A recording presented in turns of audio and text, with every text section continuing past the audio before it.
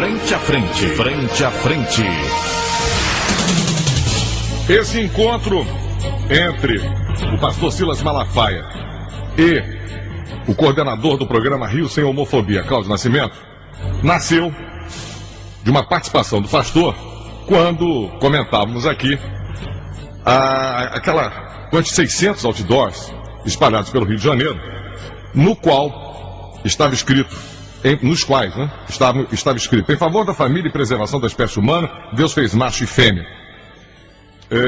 Tudo aquilo que eu tinha que dizer em relação ao outdoor foi dito. Não vi neste que pudesse ser homofóbico. Até essa preservação da espécie humana eu levei para o lado do aborto. Quer dizer, não levei para esse lado da homofobia. Se bem que aceito as críticas em relação ao outdoor. Eu, particularmente, não vi é bem diferente.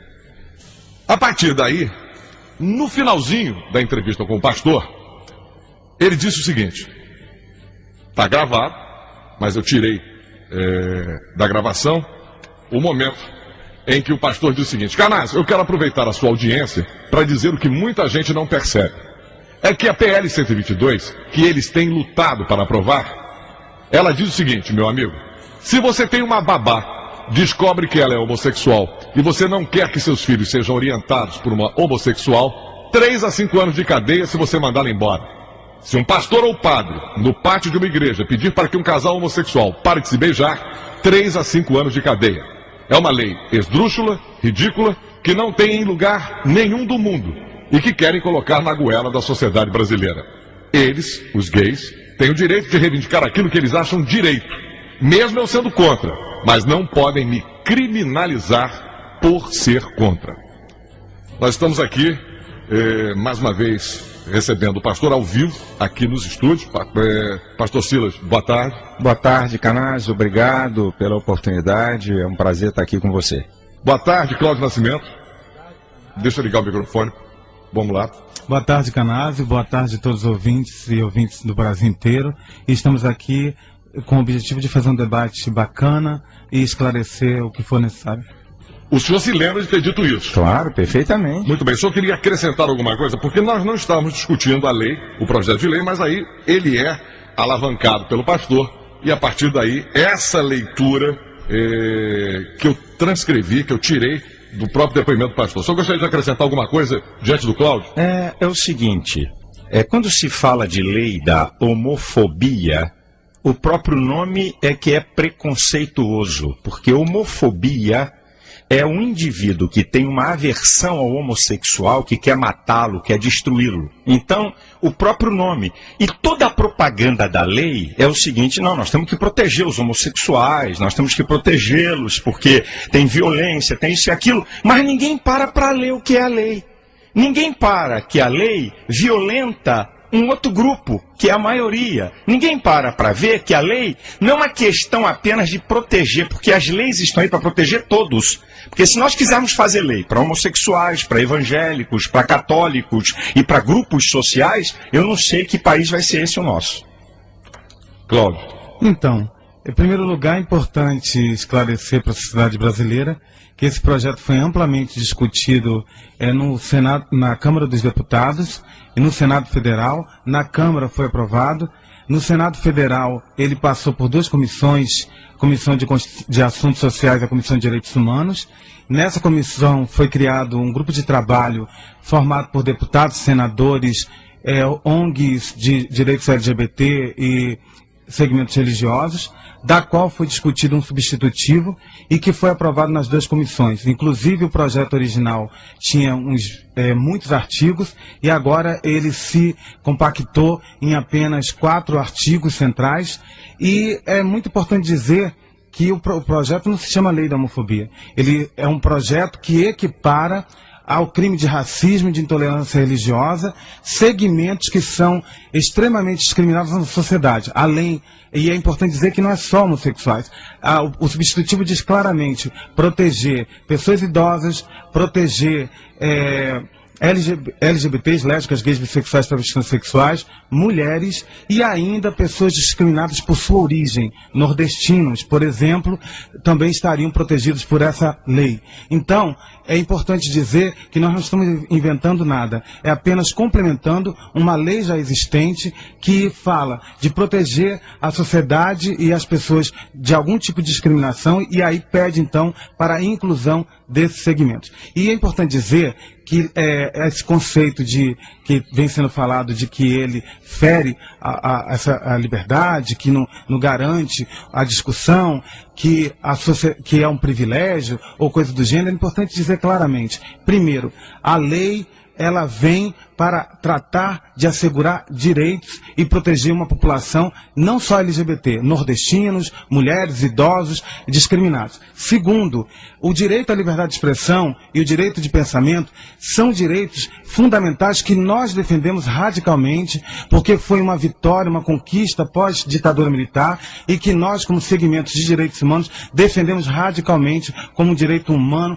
a ser protegido. Agora é importante entender, e aí é uma discussão que a gente tem feito, liberdade de expressão, liberdade de pensamento, não se pode se confundir em nenhum momento com incitação à violência, com fortalecimento de estigmas sociais, com preconceitos que gerem na cabeça dos indivíduos uma justificativa. Tanto é assim que a luta dos negros, dos judeus, que também são muito discriminados, foram protegidos nessas leis para justamente não sofrerem perseguição. Então, o que a gente quer é simplesmente equiparação de um direito, não existe mordaça gay, esse projeto está sendo muito bem debatido dentro do Congresso, tem 4 anos discutido, começou com o projeto número 5003, depois o PLC 122 e agora ele tem um substitutivo. Os homossexuais hoje têm 70% das pesquisas toda apontam que os homossexuais são vítimas de violência muito sérias no país e a gente quer falar de amor. A gente quer falar de proteção, a gente quer falar de paz. A gente não está aqui semeando ódio para ninguém.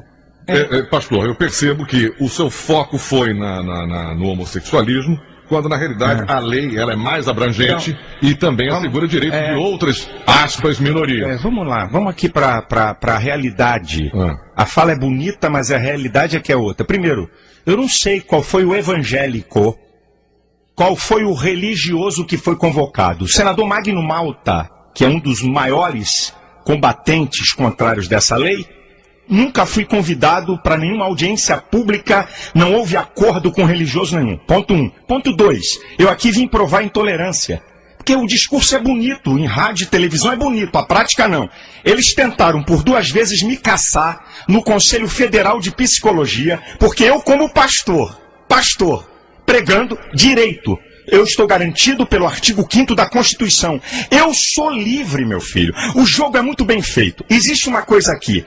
Criticar comportamento e discriminar pessoas. Uma diferença brutal e boçal. Se critica evangélico, se critica político, presidente, padre, católico, diabo, Deus. Agora, se criticar homossexuais, homofóbico. Então eles por 2 vezes tentaram me caçar com os argumentos mais ridículos e o Conselho mandou arquivar.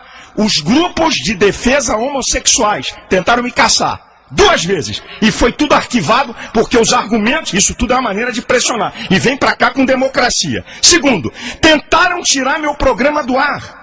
E a coisa foi tão estúpida e esdrúxula que o camarada, muito bem combinado e articulado no Ministério da Justiça, o camarada transcreve o meu programa, eu pregando com a Bíblia o texto que fala sobre homossexualidade, aí o cara transcreve e diz assim, encontramos elementos homofóbicos. Eu disse, quais? Aí pediu audiência ao ministro, na época, Tarso Genro. Eu disse, ministro, eu não sabia que seu ministério estava a serviço de um grupo social. Onde é que estão os elementos homofóbicos? E qual foi a jogada? Pediram a reclassificação do meu programa, porque meu programa é meio-dia e de manhã. Reclassificando para depois das 8 da noite, eu não tenho horário na TV, no horário nobre. Então, primeiro, de democráticos não são nada. Democrática é na fala bonita aqui. Outra, eles, para provar o que eles querem se pendurar em negros, em religiosos. Nós não precisamos disso. Nós não precisamos de lei nenhuma, porque nós, religiosos como outros, estamos no mesmo patamar de que a lei é direito de todos. Então nós não precisamos de nenhuma bengala para proteger. E aí eu vou entrando no assunto e dizendo o seguinte, o negro não pediu para ser negro, ele nasce negro. Eu estou falando aqui é de ciência, não é de teologia. Ok? O idoso não pede para ser, ele é. A criança não pede para ser. Homossexual é comportamental, não nasce. Não existe ordem cromossômica homossexual. E eu posso mostrar intolerância no outdoor que eu fiz. Eu botei a isca para provar que eles são intolerantes. Porque se o meu outdoor dissesse assim, contra os homossexuais, eu podia dizer que era uma intolerância. Como é que é meu outdoor? Em favor da família, os homossexuais são contra? Da preservação da espécie humana, eles também são contra? Deus fez macho e fêmea. Bem, isso é ciência.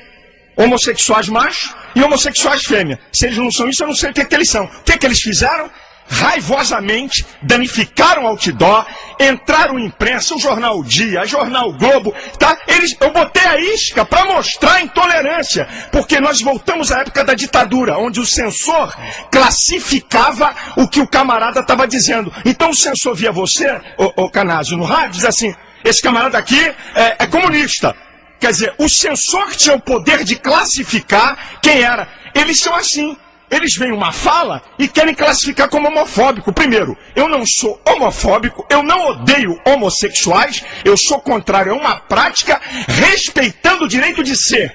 Essa lei é esdrúxula, é absurda, e sabe como é que ela foi aprovada na Câmara? É sempre assim, no último dia do recesso parlamentar, com 6 eu não sei se foram 6, um número miserável de deputados no plenário, e ela foi aprovada um dia antes do recesso parlamentar. E sabe o que a líder do PT tentou fazer? No ano passado, às 5 horas da manhã, no último dia do recesso parlamentar do Senado, ela tentou aprovar por voto de liderança. Para você ver, um assunto que tem que ser debatido no plenário, porque é um acordo no Senado, que assuntos polêmicos tem que ir ao plenário. Ela tentou aprovar pelo voto de liderança e vem aqui com essa conversa de democracia. Cláudio. Então, em primeiro lugar, eu não preciso gritar, eu não preciso fazer nenhum debate eloquente desse jeito. Eu estou aqui defendendo um direito de uma comunidade e respeitando o meu opositor nesse diálogo bastante fraterno. Então, primeira coisa. Segunda coisa, dizer claramente para esse senhor que ninguém aqui, por exemplo, eu não comecei chamando ele de homofóbico e nada disso. Terceira questão que é importante dizer, vamos parar com generalização, pastor. Porque como é o que vocês são. Não, o senhor... É o que vocês fazem. Respeite eu me colocar. E outra, não venha discutir meu temperamento aqui. Não discuta meu temperamento. Canásio, o jogo deles é esse. Eles querem discutir meu temperamento. Não, quer discutir meu temperamento, fala outro. Não vem com essa conversa de temperamento, não. Eu respeitei todo o seu tempo. Não discuta meu temperamento. Não vou cair na sua onda, senhor. O senhor, por favor, respeite meu momento de... Meu temperamento, não. Por favor, respeite o meu momento de colocar. Pastor e Cláudio. Não, pastor e Cláudio não. Pastor, porque não sou eu. Não, estou falando com os dois. Isso. Eu estou falando com os dois. Pastor, o senhor falou, se ele é eloquente, é uma característica dele, quer dizer, eu também sou, quer dizer, e na eloquência você pode dizer coisas bonitas, você pode dizer, a eloquência não está em jogo. Sim. São as palavras, não importa se em tom mais alto ou menos, porque é isso dele, ele é performático, bom, então eu acho que não tem ali no tom de voz dele como nada que possa... Não tem no meu. Você está fazendo de palmas. Então, okay, vamos vamos falar agora, um de cada vez, sem atropelo. Vamos lá, você falava... E garantindo o tempo, né? Porque a gente possa... Não estou restringindo. Isso aí, vamos lá. Primeira coisa, tem uma comissão de direitos humanos e de assuntos sociais, duas comissões de direitos humanos e assuntos sociais no